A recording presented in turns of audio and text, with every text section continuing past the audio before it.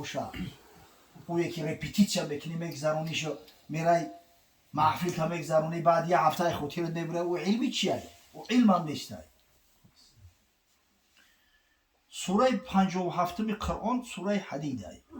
اگر همی کلمه الحدید الف لام قطعی اوهان اگر همین را به حساب ابجد بزنیم عدد 57 میشه. عدد 57 الف یک ای لام سی های اینا ببینه حو الله علم 8 ای دال 4 ای 11 ای دال 4 اگر ببینه این سلوچای نمیشه و همه این کارو کو حساب ابجد هم میدونه نه هر حرفی تهجی زبان عربی با یه رقم هم داره. همه ابجد برای چی میگن؟ الف یک با دو جیم سه دال 4 به همین شکل میروه. حواس حوتی اینم تری رفتن بگیره. خب اگر الف لام شپر توی فقط حدید بگیریم همه اوهانی خولی را حدید عددی 26 میشه. حو 8 دال 4 12 شید 11 22 با دال 4 26. حالی تبلیغ دوری مندلیف ببینه همه فرم اوهان رقم دوریش 26 اینا خیلی عرب گیره ببینه اونجا هم مینرالو را ایال هم رقمای دوریش همونده همه عجیبش همه که مندلیف همون سیستم دوریش در خوش دیدگی هست.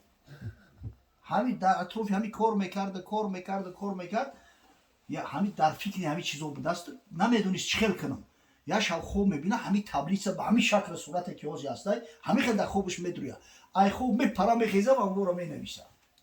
این معجزات قرآن والله بگم که یک تعجب آوری هست که علمایی که لئورت مکافات نوبلی هستن بعد تحقیقات قرآن و بعد تحقیقات علما اسلام قبول کردگی هست. در این موضوع متاسفانه او قدر مایل رغبت نداریم. ما در همین چیزی در کار که رنگی شو باشه مردم تماشاش کنن همین چیزا در رغبت داریم. او چیزی که حقیقتا علمی است یک اساس داره و یک فایده و منفعت در جامعه داره او در بسیار لونده پروا نداره. ببینه حتی اگر موضوعی به حد مهم باشه موضوع عقیده باشه میبینه که تماشابیناش 2000 کس 3000 کس میگم یک شوخی و هزل انکدوت باشه تماشابین 100,000 کس 200,000 کس به خاطر چی اکثر مردم در این مردنی ببین آخران پیغام خداوندی به بنی بشر است.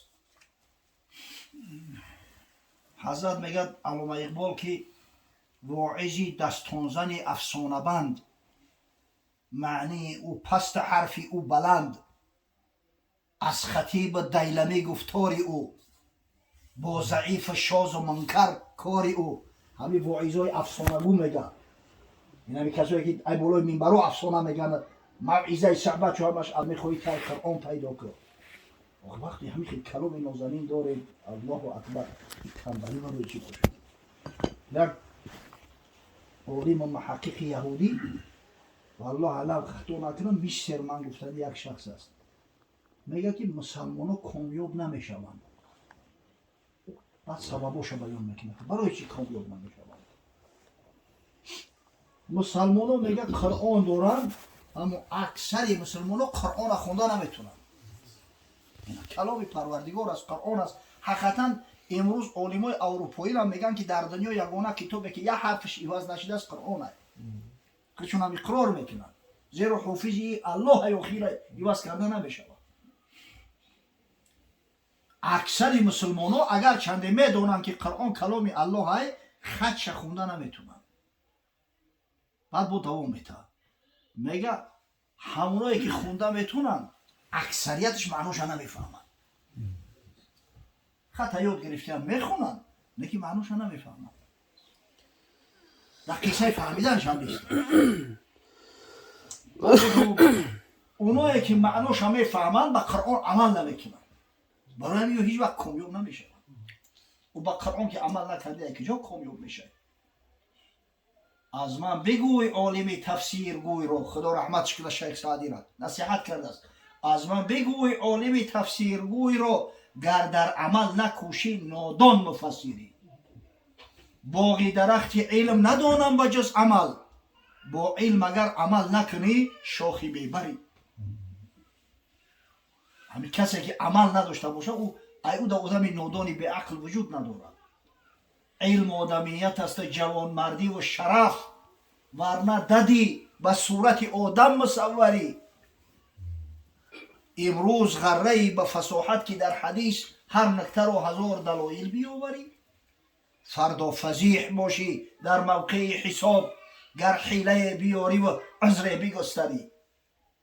فقط پیش خدا چی جواب میگفته باشه که خدای بزرگ بگه که اینمی قرآن نازلی ندادم تو قرآن با ای بولا و شکایت کنه که پروردگار رو ای بندهای تو برم محجور ترکم کردن در همین خونه موندگی بدم خاک چنگ لغت کردگی، نه میخوندن نه فرزنداشون تعلیم میدادن نه به من عمل میکردن. فقط چی میگفته باشه در پیش پروردگار؟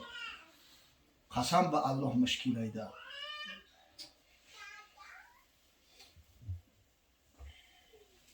گر تو میخواهی مسلمان زیستن نیست ممکن جز به قرآن زیستن.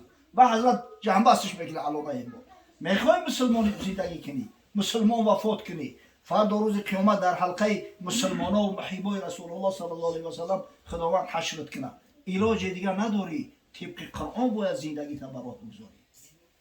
و قرآن که خونده نتونستی یک جا بره میگذاری، قرآن خونده تونستی و معناش نفهمیدی یک جا برهش میگذاری، خوندی معناش فهمیدی به قرآن عمل نکردی یک جا برهش میگذاری.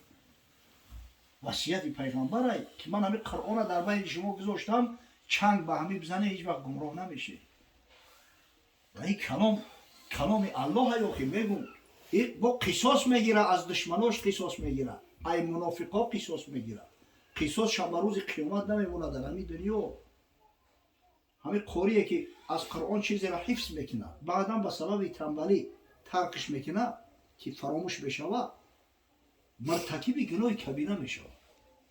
یعنی مثل که زنا گناه کبیره، شراب نوشی گناه کبیره. همین قوریه که قرآن میخونه و به تنبلی دیگه تکرار نمیکنه، چیزای حفظ کردگیش ایادش میبره، او را مرتکب گناه کبیره خار میشوند. همین طایفه مردم دیدیم اخی در همین زندگی دیدیم به درجه خارزار میشوند که چی برسه به او کسایی که قرآن تحقیر و توهین میکنن. والله خداوند در همین دنیا خار و ذلیل شو میگردونه، هیچ جای شک نیست. خدا رحمت کنه حضرت مولوی را میگه ای سگی تو این تعو میکنی، طعن قرآن را برون شو میکنی، تو سگی طعن زننده میگه تو سر تا بسری کی موندستی، تو مقابل کتاب پروردگار زبان درازی میکنی. القرآن حجت لک او علیک، این قرآن یا برای تو حجت است یا فردا روز قیامت برزید دل میشود. این نه آن شعر است کزوی جان بری، یازی پنجه قهری و ایمان بری. اشتا در سرت بگی از دست قرآن نجات نداری، نه در این دنیا و نه فردا روز قیامت.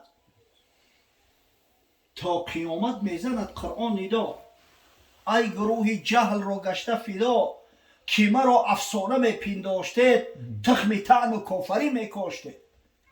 همین قرآن تا روز قیامت نعره میزنه که طایفه های کافرهای مرتدای کسایی که برای گفته ای افسانه های ای اساطیرهای محمد عربی های خود بدیدید که طعنه میزدید که شما فانی و افسانه بودید. اینجا مردم شیشتگی هم کدروی هم دوره سویتی میدونه نوخی میشیشتن و میخیستن و قرآن محمدی تاجر اختراع کرده است نعوذ بالله، برزید دین مبارزه میبردن. این بچه امروز اکثری طلبای مکتب بود من کلام حقم قایم بذات، قوت جان و یا قوت زکات، نور خورشیدم فتاده بر شما، لیک از خورشید نو گشته جدا. این کلام داریم، یک کتاب داریم که از برای خدا تمام دشمنای اسلام خصوصی کتاب ما را میخورند. او برای کتاب خچلو ارالش کردن انسان ها، اما کتاب ما حرفش تغییر نخورده است. تا وقت قرآن داریم گمراه میکردن نمیتونن. اما افسوس و صد افسوس که همین تنبلی و بیغیرتی اجسا بهتر میشود. قرآن احتیاج به حفظ ما نداره، او حافظی و قرآن های، اما ما برای خودمون باید سعی کنیم، برای ایمان خودمون، برای قیامت خودمون که فردا روز قیامت حافظ قرآن میگه خداوند امر میکرده است همین در جنت میدروند، یعنی میگفتن شروع کرد قرائت.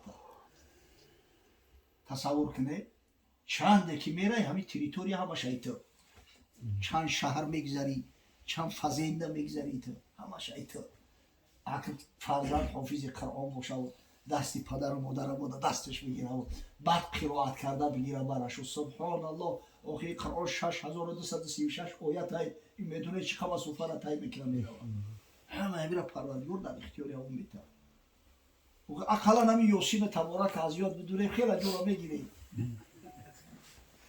دیگه به حد هم ولی بد موقع میره بمینه خدای بزرگ و فرمودهاش عمل کرده و نصیب روزی مبرد یا غیرت مبتا که به قدر قرآن برسیم حضرت میگفت مثل المؤمن الذي يقرأ القرآن مثل الأترجة ریحها طیب و طعمها طیب مثل مسلمانی که قرآن میخونه مثل اتروجه را میمونه اتروجهش سیتروسوی این همی اپلسین مندرین ببینه هم بوی خوش داره هم مزه خوب داره راحت میکنی اگر یا اپلسین بخری بود تا چند مدت دستو تا حتی لواد بوی خوب میکنه بوی همون اپلسین در دستو لواد میشینه همین مسلمانی که با قرآن آشنا هست و قرآن میخونه مثلش مثل یعنی همون اتروجه کسی که اتروجه میخونه و میگه و مثل المؤمن الذي لا يقرأ القرآن مثل التمر طعمها طیب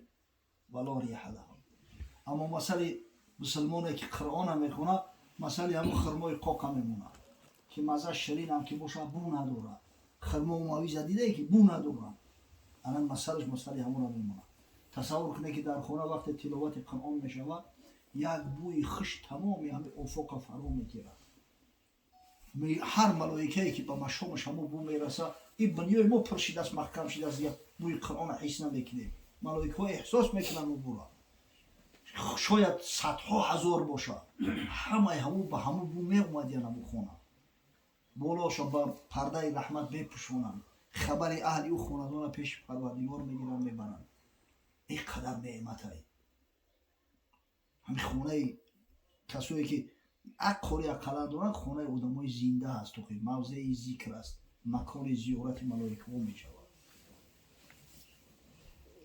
خداوند بزرگ امتون محمد صلی الله علیه و سلم غیرت همت بده که بعد همون دو چیزی بزرگی که حضرت صلی الله علیه و سلم براشون توصیه داده است کلام عظیم شأن و سنت رسول الله صلی الله علیه و سلم زندگی و عمل کنند واقعا قسمت دیگه‌اش سنت رسول الله صلی الله علیه و سلم مونده است نه که او را بگیم گپ حد زیاد میشود وقت هم رفته است ولم یه لحظه پس میبینی که پیشین شد برای همین ان شاء الله در همینجا اکتفا میکنیم نقطه بمونیم اگر یکی خدا امکان مداد یگان معرکه دیگه در غلطیدیم بعد بگیم که دوملو همونجا در نقطه مونده بودی دوامش چی میشود یا وقت یاد اومسته در این پخت آباد زمانهایی که اون مولودای حلال میشید تو یا با